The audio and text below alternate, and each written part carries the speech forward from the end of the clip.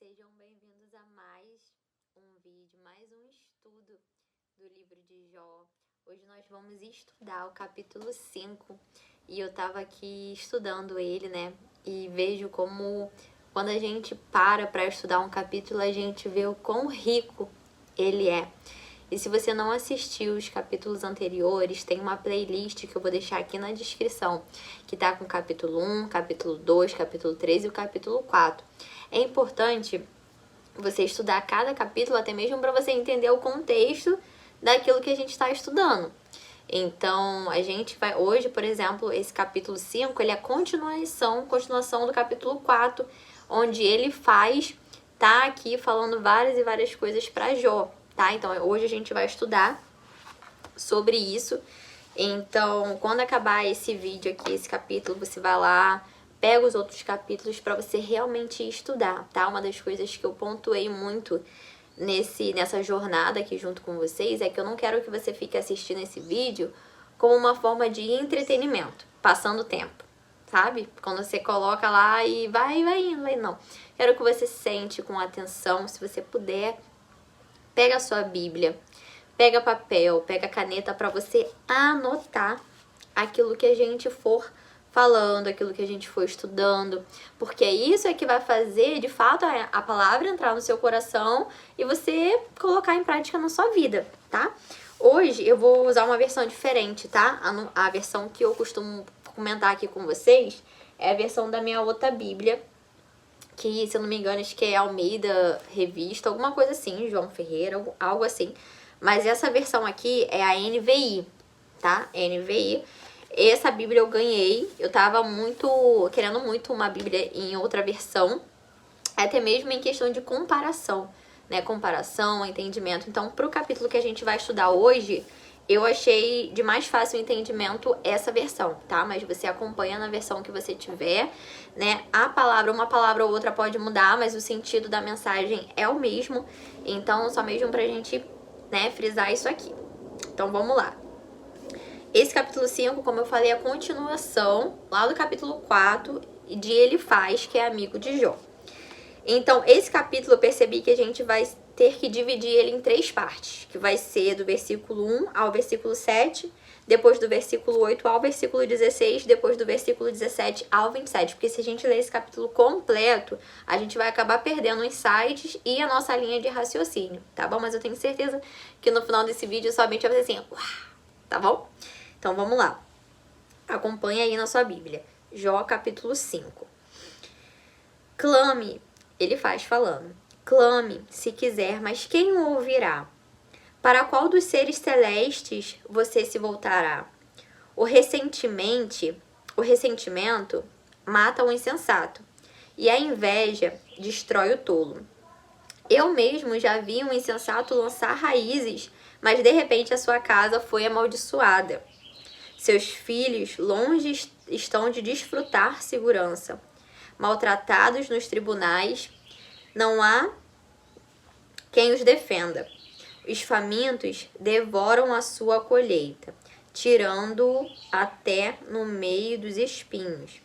E os sedentos sugam a sua riqueza, pois o sofrimento não brota do pó, e as dificuldades não nascem do chão. No entanto, o homem nasce para as dificuldades, tão certamente como as fagulhas voam para cima. O versículo 5, ele diz assim: para qual dos seres celestes você se voltará? Aqui na minha Bíblia, na parte de baixo, tá dizendo que essa parte em hebraico fala santos. Na minha outra versão, que é a que eu uso, fala santos também.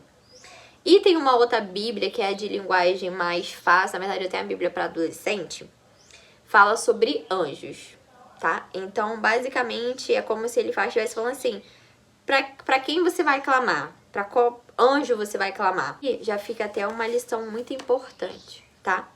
Quando você está diante de uma situação difícil, o que você costuma fazer? A quem você busca clamar? Porque de cara, quando a gente lê esse versículo, ele fala, mas quem o ouvirá? Clame se quiser. A gente tem que ter na nossa vida que, independente da dificuldade que a gente esteja passando, o primeiro a quem nós temos que buscar para tudo em nossa vida É a Deus. Então já fica uma lição muito prática, tá? Quem você deve clamar? Nossa prioridade sempre tem que ser clamar a Deus. E aí no versículo 7, né, a partir do versículo 2 ao versículo 7, ele vai falando sobre o insensato. Versículo 2 diz: o ressentimento mata o insensato e a inveja destrói o tolo. Quando eu li esse versículo, me fez pensar muito no livro de Provérbios. Eu não sei se você já leu o livro de Provérbios, mas o livro de Provérbios é um livro que aborda muito sobre sábio, sobre tolo, sobre insensato. Enfim, aborda muito isso. Então, se você não leu o livro de Provérbios, eu te aconselho a você ler e você meditar, porque você vai abrir muito a sua mente em questão de ser uma pessoa sábia, não ser uma pessoa tola, como os tolos agem. Então é muito importante. Quando eu li esse versículo, veio muito isso na minha mente sobre Provérbios. Eu fui pesquisar o significado de insensato. O significado de insensato é aquela pessoa que não possui bom senso, contrário à razão. Os sinônimos de insensato é desatinado, doido, insano, louco, maluco, imprudente, absurdo, ilógico, irracional, contraditório, despropositado. Essa é uma pessoa insensata, aquela pessoa irracional. Ele interpreta o lamento de Jó como ressentimento e inveja, e não como uma expressão de dor e sofrimento, que os anjos não poderiam intervir em nada do que estava acontecendo com ele. E ele começa a dar exemplos de como a vida de um insensato, de como é a vida de um insensato. Todos esses versículos 3, 4, 5, 6 e 7, ele vai falando sobre as consequências de uma pessoa insensata. Só que a questão toda aqui, dentro desse contexto, é que ele fala como se Jó tivesse sendo essa pessoa. Entende? Ele não enxerga o lamento de Jó como dor, como sofrimento. Ele enxerga como um ressentimento, uma inveja. Entende? E lida com Jó, fala pra Jó como se Jó fosse realmente esse homem insensato. A gente vê como o julgamento de Elifaz foi muito equivocado. A gente precisa tomar muito cuidado com isso na hora que você for. A gente tem duas situações. A gente tem a situação onde a gente está passando por aquele sofrimento.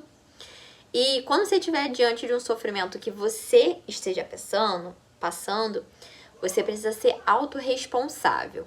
Você precisa ser racional. Você olha para o seu sofrimento e pensa: eu fiz algo para provocar isso aqui, mas seja realmente autorresponsável, tá? Não coloque justificativas. O que eu estou passando hoje, o que eu fiz algo para que eu pudesse estar vivendo isso aqui, estar passando por esse sofrimento na minha vida? Se a resposta for sim, amém. A consciência é o melhor para que você evolua na vida. Se arrepende, pede perdão a Deus e ponto. Aceita aquele processo e ponto. Porém, se não foi, como por exemplo foi o caso de Jó, você deve confiar em Deus e ponto final. E ponto final. É por isso a importância de você conhecer a palavra, conhecer a história das pessoas que estão na palavra de Deus, conhecer o processo delas, porque quando a gente fala de Jó, a gente só pensa assim: Jó foi um homem que Deus permitiu que o inimigo tirasse tudo, e depois ele foi lá e restituiu tudo em dobro. Ponto. Isso é muito raso. A gente tem que parar de ser rasos com a palavra de Deus. A gente tem que mergulhar. Não, mas como é que foi o processo de Jó? Porque o livro de Jó tem 42 capítulos. Meu amigo, se em 42 capítulos a gente não ser um novo ser humano, é impossível. Tem uma coisa de errado. Então, a gente vai conhecendo o processo que Jó teve que passar para que lá na frente Deus tivesse restituído tudo ao dobro, né? Tudo em dobro. Então, a gente tem essa situação onde é você que está dentro do sofrimento e a gente tem que ter atenção quando é o outro passando pelo sofrimento, para que você não haja como ele estava agindo. Equivocado, ele estava condicionando o sofrimento de Jó a um pecado, ou, por exemplo, uma falta de fé.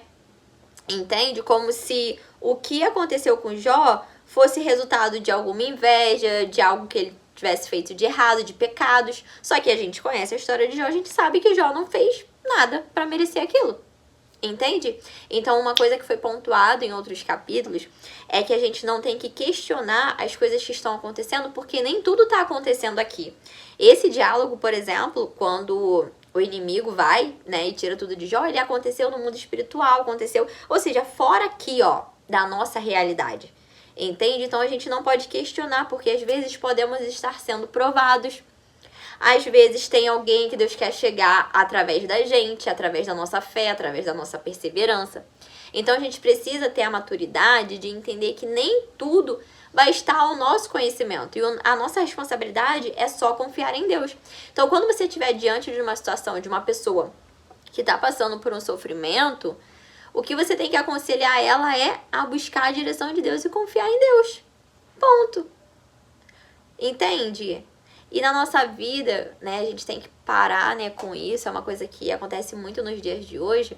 É de uma pessoa estar passando por uma situação difícil e aí vir a outra e falar assim, viu? Não era tão santo assim. Não era tão perfeito assim. Tá vendo? Sabia que tinha uma coisa de errado com fulana. Que não sei o que. Fulano tava indo tudo bem na vida dela. Do nada, Deus permite tirar tudo. Igual aconteceu com o Jó.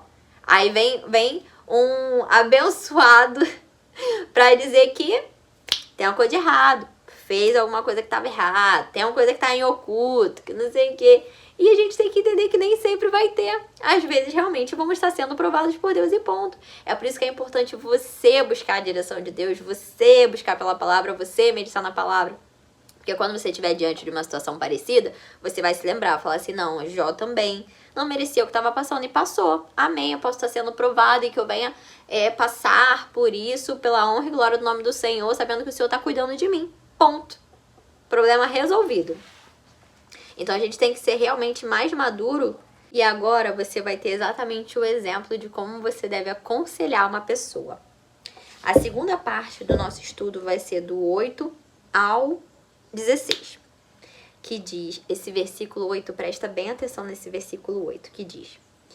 Ele fala tudo isso, né, sobre o sofrimento de Jó e tal.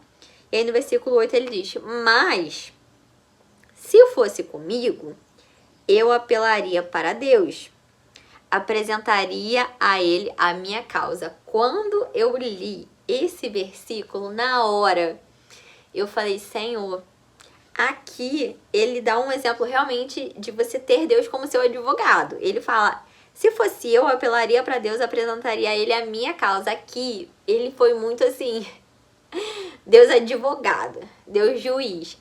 E quando eu parei pra pensar nisso, eu falei, Senhor, é advogado, é juiz, é médico dos médicos.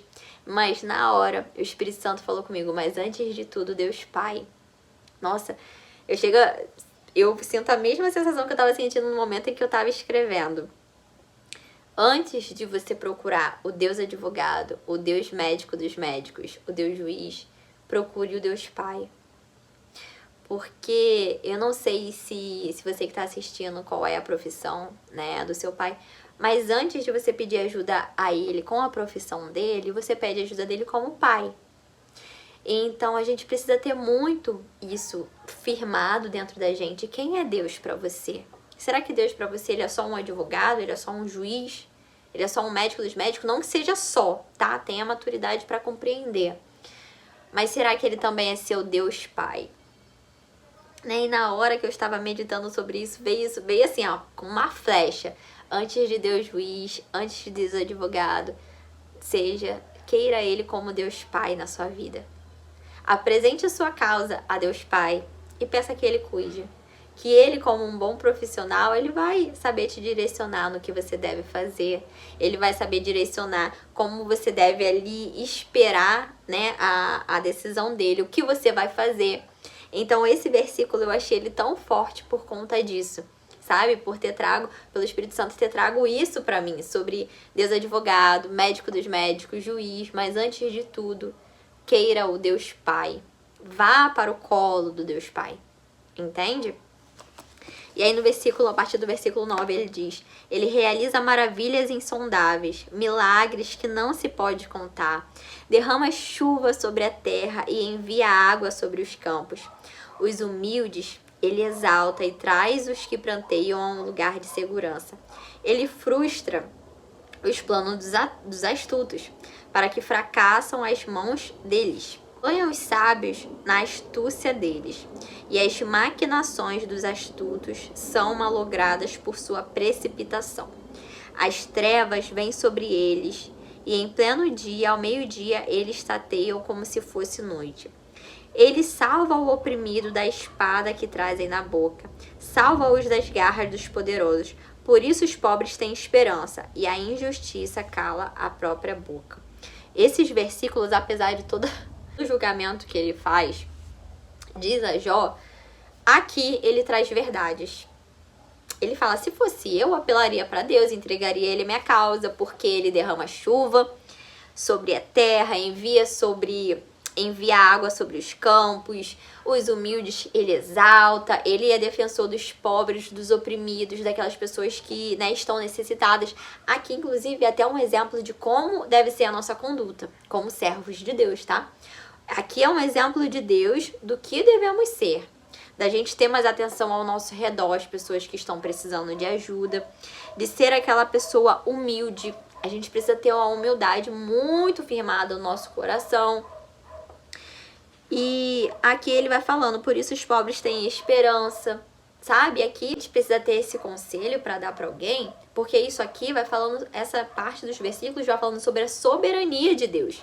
Então a gente precisa ter muito isso na tábua do nosso coração, tanto para aconselhar o outro, quanto pra gente. Quem é Deus? Deus, ele é meu pai, só que ele é o Deus Todo-Poderoso, ele pode todas as coisas, ele pode mudar todos os cenários. Então é muito importante a gente ter sempre a palavra fixada no nosso coração.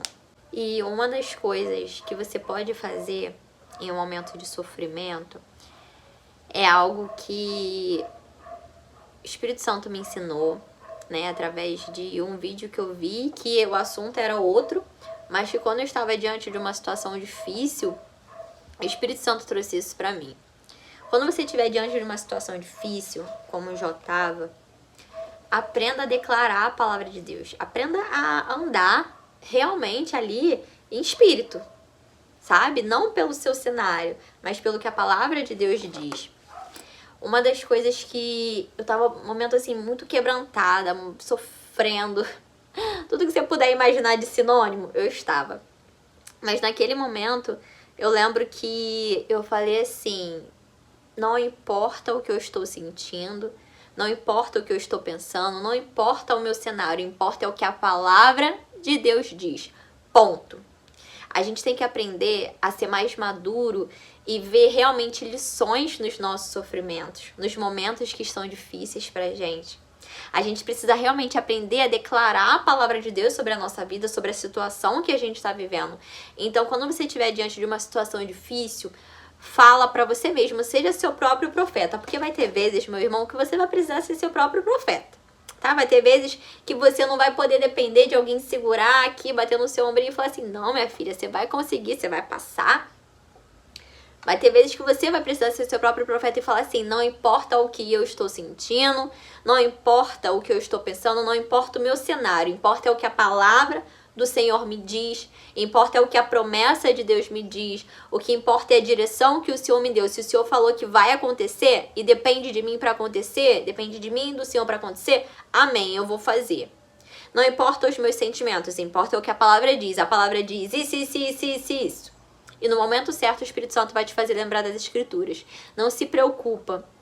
Se preocupa em meditar, em entender, em colocar em prática. Porque no momento certo, quando você estiver passando por uma situação, o Espírito Santo vai te fazer lembrar, por exemplo, desse vídeo, vai te fazer lembrar sobre esse aprendizado, vai te fazer lembrar que Jó também não merecia passar pelo que passou, vai te lembrar que às vezes um conselho pode piorar mais ainda o que já tá ruim, né? Porque o conselho de ele faz no começo do capítulo destrói mais do que já tá destruído. Cuidado com os conselhos que você escuta. Escute pessoas que são sábias, mas principalmente a sabedoria do alto. Que a palavra nos ensina que temos a sabedoria do mundo e temos a sabedoria de Deus, que é a verdadeira sabedoria, porque Deus, ele foi, é e sempre será, sabe de todas as coisas, não é limitado à nossa geração. A sabedoria do homem é limitada à geração que a gente vive, é limitada ao cenário que está à nossa volta, é limitada ao conhecimento dele, porque o conselho que eu vou dar para uma pessoa é baseado no meu conhecimento, entende? Mas o conselho que vem de Deus, a palavra de Deus, ela é viva, ela é eficaz. Então, escute pessoas que estão buscando a sabedoria do alto. Quando você for pedir conselho para alguém, meu filho, não peça para uma pessoa que você já está no fundo do poço, a pessoa vai terminar de te enterrar lá no fundo do poço. Peça sabedoria para uma pessoa que está buscando a sabedoria do alto, que vai falar assim, meu filho, olha, vou orar e vou te responder.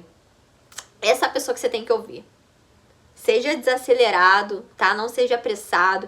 Vai pedir conselho para alguém e fala assim, poxa, vou orar e vou te responder, tá? Vou orar e o que Deus falar comigo eu vou passar para você.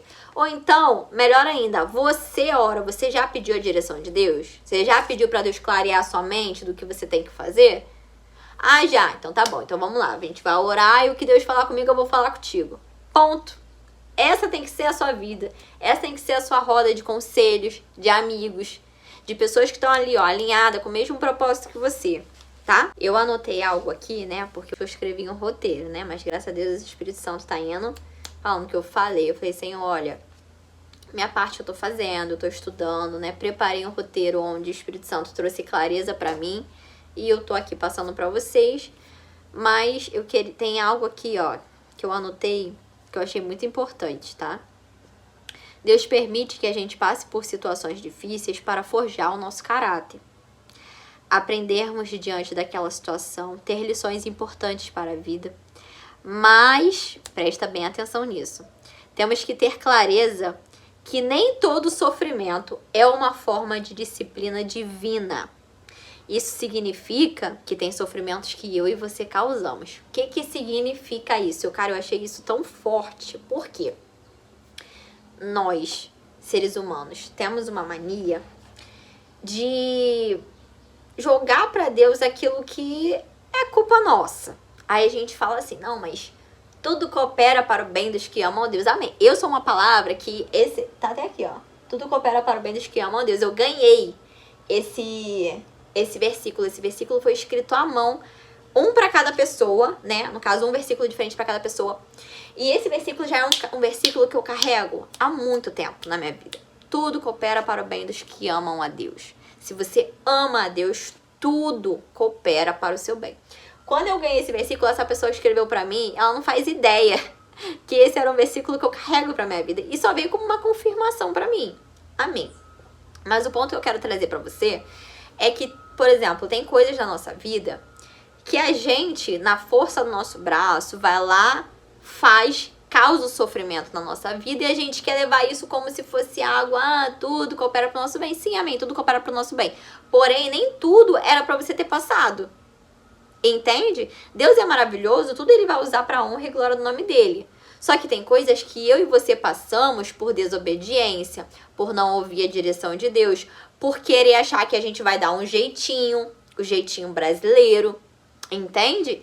Então, aqui é muito claro, não é todo sofrimento que é, de fato, uma disciplina divina. É todo processo que era pra gente passar. E que a gente venha ter maturidade de ser muito sincero e falar assim, Senhor, olha, isso aqui fui eu que errei, tá? Eu tô tirando um aprendizado disso aqui, mas fui eu que errei. Eu reconheço que fui eu que fui lá e procurei passar por essa situação. E que a gente venha pedir para que o Senhor, que a gente venha ser maduro e falar assim, Senhor, eu só quero passar pelos processos que realmente eu preciso passar nessa vida. Eu só quero passar pelos processos que o Senhor quer que eu passe. Eu só quero passar pelos desafios que o Senhor quer que eu passe, que estejam alinhados com o meu propósito de vida. A gente precisa ser maduro para isso. Para que a gente não fique o tempo inteiro errando, e falando assim, tudo coopera pro meu bem. Não, eu errei, mas é isso. Não, é isso, aprendizado. Não, vamos ser maduros e querer passar somente aquilo que é necessário a gente passar. A partir do versículo 17, a gente vai para a terceira parte do nosso ensino. E ele começa assim: como é feliz a quem Deus corrige. Portanto, não despreze a disciplina do Todo-Poderoso, pois ele fere, mas trata do ferido. Ele machuca, mas suas mãos também curam.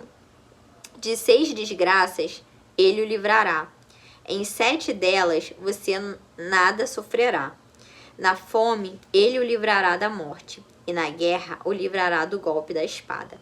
Você será protegido do açoite da língua, e não precisará ter medo quando a destruição chegar. Você rirá da destruição e da fome, e não precisará temer as feras da terra, pois fará aliança com as pedras do campo, e os animais selvagens estarão em paz com você. Você saberá que a sua tenda é segura. Contará os bens da sua morada e de nada achará falta. Você saberá que os seus filhos serão muitos e que os seus descendentes serão como a relva da terra. Você irá para a sepultura em pleno vigor, como um feixe recolhido no devido tempo.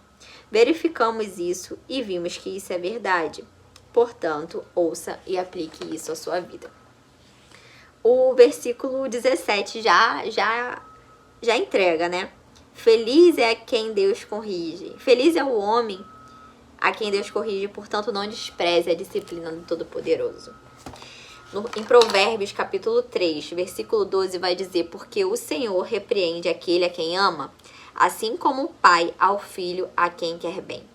Se você está aqui, é porque você quer crescer em intimidade, relacionamento, aprendizado da palavra. Isso é perfeito, tá? Uma das coisas que o Senhor tem me ensinado, né, nas últimas semanas, né, acredito até um pouco mais, é amar a repreensão de Deus.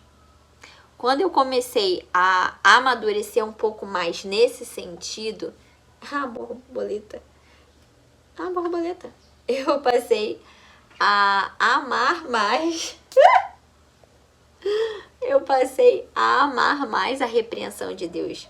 Aliás, eu passei até a pedir. Eu falo: Senhor, o que em mim ainda não te agrada? O que em mim ainda tá errado? E aí, quando o Senhor te mostrar, você tenha também coragem para mudar. Porque se você quer melhorar, não tem ninguém mais interessado na sua mudança de caráter do que o próprio Deus. E Ele é o único que sabe o que você precisa ser curado. Ele é o único que sabe dos seus traumas. Ele é o único que sabe a forma como você pode melhorar, o que vai te motivar a melhorar. Então, Ele é o único que pode te dar as respostas certas. Pensa comigo, tá? Se Deus, todos os dias, porque Deus ele só vai até onde a gente permite que Ele vá. Então, se você der liberdade para Ele, fala: Senhor, eu tô aqui para melhorar, eu quero a Tua aprovação, eu quero Te agradar. Fala comigo aquilo que tá errado ainda, aquilo que precisa de mudança, aquilo que eu preciso amadurecer, aquilo que eu preciso consertar. Porque se todos os dias o Espírito Santo te der uma coisa para você mudar, em um ano você vai ter mudado 365 erros na sua vida. Ou seja, provavelmente você já vai ter evoluído em um ano aquilo que você não evoluiu a sua vida inteira. Por quê? Porque você tá ali num lugar de humildade. Você tá ali num lugar onde você reconhece que você não é perfeito, que você reconhece que você tem falhas, mas que você pode consertar, você pode melhorar como pessoa. Deus, ele sabe que a gente não vai ser perfeito e ele também não espera isso da gente. Mas o mínimo que Deus espera é que a gente seja humilde, como Jesus era.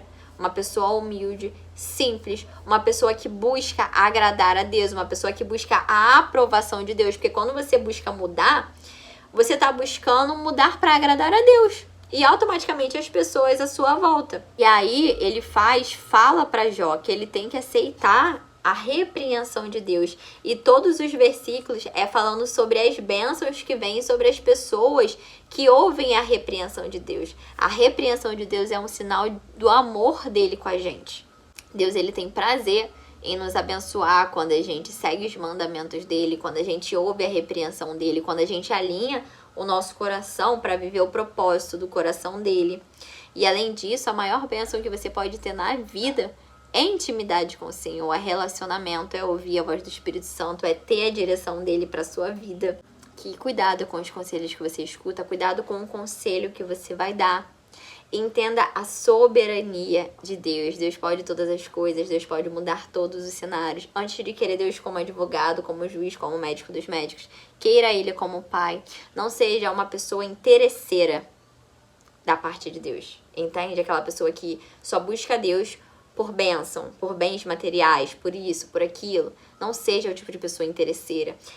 Até porque, vou ser bem sincera com você, quando você entende quem Deus é, quando você sente a presença, quando você sente o cuidado, quando você sente o amor divino realmente, nada mais importa. Você realmente alinha o seu coração para viver a vontade dele, porque a presença dele na sua vida é algo que já se tornou tão forte que você fica desapegada de tudo. Então, o que vier, para uma pessoa que tá desapegada, o que vier é lucro. Já ouviu isso? Pra você que tá desapegado das coisas, que você só quer Deus, você não quer mais saber de nada, eu quero viver os planos de Deus. Aí sim, é onde você coloca o seu coração no lugar certo e Deus realmente pode liberar algo sobre a sua vida.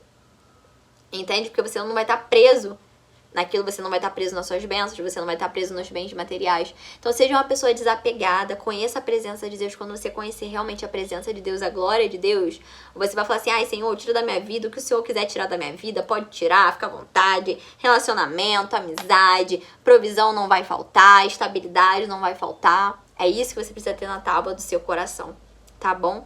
Se esse vídeo ele te ajudou de alguma forma, curte, comenta, compartilha, comenta aqui o que você aprendeu. E eu deixei aqui na descrição o link da playlist, tá? De Jó, da jornada de Jó. Também estou com um podcast no Spotify sobre devocionais.